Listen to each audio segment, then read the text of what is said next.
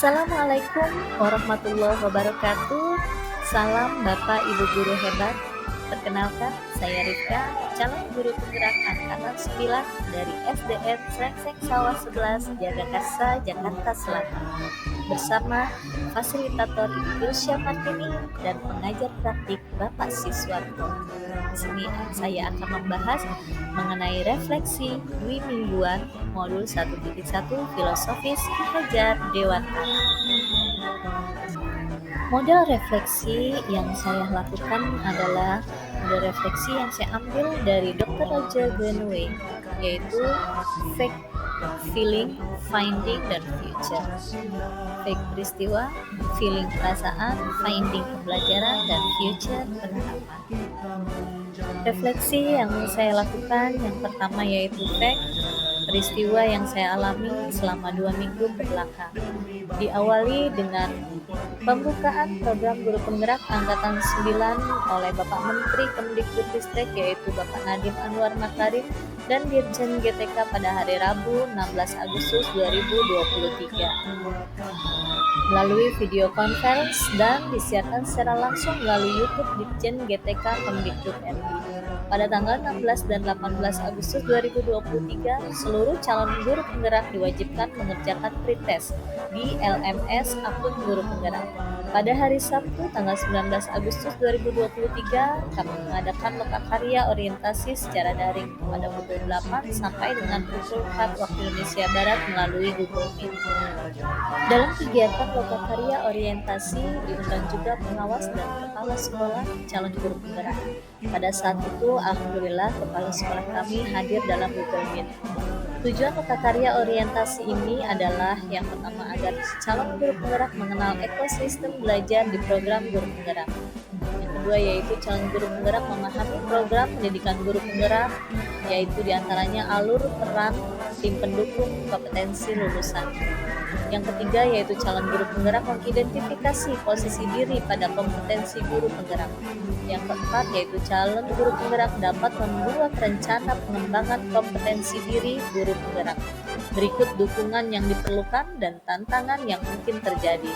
Dan yang kelima yaitu calon guru penggerak memahami pentingnya membuat portofolio, tahapan dan contoh portofolio sebagai bagian dari pengembangan kompetensi. Dalam kegiatan lokakarya orientasi ini ada beberapa kegiatan yang saya ikuti. Pengenalan masing-masing calon guru penggerak dipandu oleh pengajar praktik. Saat itu kami bergabung dengan 3 pengajar praktik. Kemudian kami di breakout room, masing-masing mengajar praktik untuk membuat kesepakatan kelas, harapan dan kekhawatiran, mengantar program pendidikan guru penggerak dan perjalanan calon guru penggerak, posisi diri, rencana pengembangan kompetensi diri, pengenalan portofolio digital, serta refleksi peserta calon guru penggerak. Dan pada kegiatan lokakarya orientasi ini juga calon guru penggerak diberikan tugas untuk mengerjakan lembar kerja, yaitu lembar kerja yang pertama tentang kesepakatan peran calon guru penggerak dan kepala sekolah. Lembar kerja yang kedua tentang pengecekan mandiri kompetensi guru penggerak.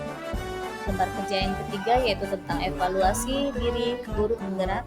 Lembar kerja yang keempat tentang rencana pengembangan kompetensi diri. Dan lembar kerja yang kelima yaitu tentang evaluasi lokakarya orientasi.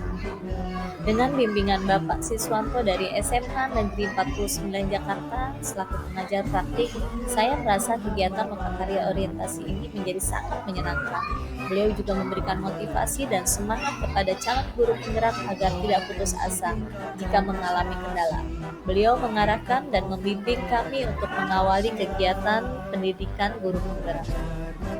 Selanjutnya, selama 2 minggu, mulai tanggal 21 Agustus 2023, saya belajar melalui LMS tentang refleksi filosofis pendidikan nasional Ki Hajar Dewantara bersama fasilitator Ibu Ilsya Martini. Kegiatan yang dilakukan dalam LMS diantaranya eksplorasi konsep, ruang kolaborasi, demonstrasi kontekstual, elaborasi pemahaman, koneksi antar materi atau kesimpulan dan refleksi, dan aksi nyata. Pada tanggal 29 Agustus 2023 diadakan kegiatan elaborasi pemahaman bersama instruktur Bapak Warcianto Panca melalui Google Meet.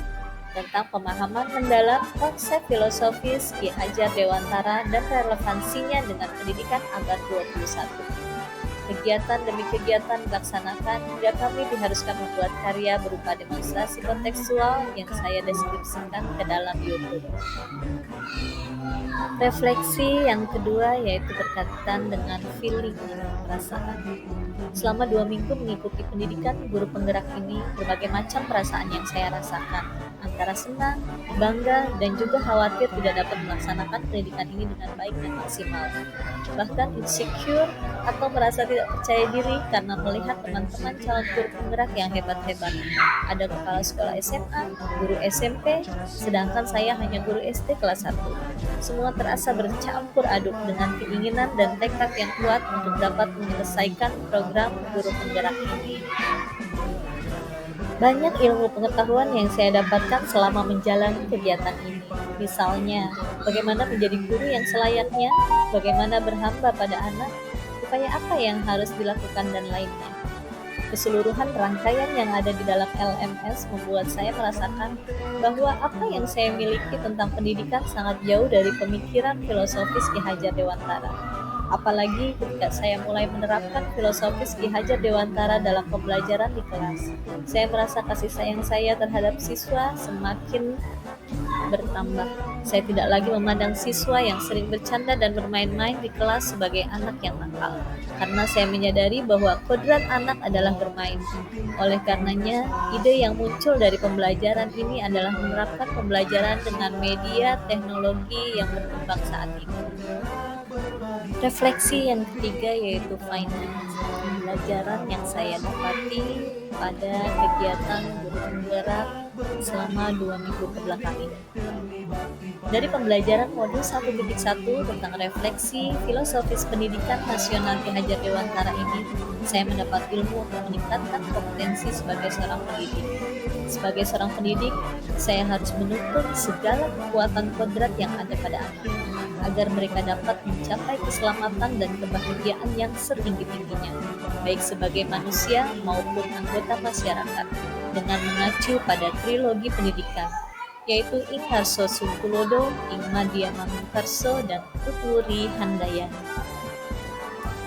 Dari pembelajaran ini, saya baru mengetahui bahwa pengajaran dan pendidikan harus selaras dengan penghidupan dan kehidupan bangsa agar semangat cinta tanah air dapat terus terpelihara. Ki Hajar Dewantara menekankan agar pendidikan selalu memperhatikan kodrat alam, kodrat zaman, kemerdekaan, kemanusiaan, kebudayaan, dan kebangsaan. Semua ini tujuannya yaitu agar terwujud pendidikan yang memerdekakan anak. Oleh karena itu, saya harus memberikan kemerdekaan kepada anak-anak dalam mengembangkan potensi yang dimilikinya. Sebab anak bukanlah kertas kosong, melainkan anak itu sebagai kertas putih yang sudah berisi coretan, namun masih buram. Tugas kita sebagai guru untuk menjadikan coretan yang buram itu semakin jelas. Artinya, setiap anak sudah memiliki bakat dan potensinya masing-masing. Selain itu, berdasarkan filosofis pendidikan yang disampaikan oleh Ki Hajar Dewantara, kita harus memandang anak sebagai individu yang berbeda dan unik. Setiap anak punya daya belajar dan potensinya masing-masing, sehingga kita sebagai guru harus melaksanakan pembelajaran yang berdiferensiasi. Guru harus selalu memperhatikan perbedaan individu dan juga melaksanakan pembelajaran yang berpusat pada anak. Jangan memaksakan metode atau strategi yang menurut guru baik, namun belum tentu memperhatikan setiap perbedaan individu. Sebaiknya kita sebagai guru harus melakukan asesmen diagnostik awal untuk mengetahui kebutuhan, profil, gaya belajar, metode belajar seperti apa yang mereka inginkan, sehingga kita sebagai guru dapat merancang pembelajaran yang tepat dan sesuai dengan yang dibutuhkan anak atau dikenal dengan sebutan berhamba pada anak.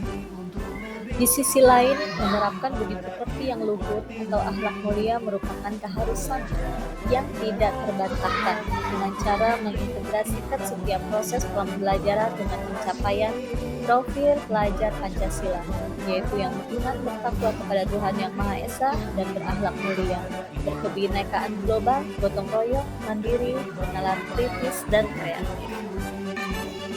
Refleksi yang terakhir yaitu future. penerapannya saya lakukan di sekolah sebagai pemimpin pembelajaran.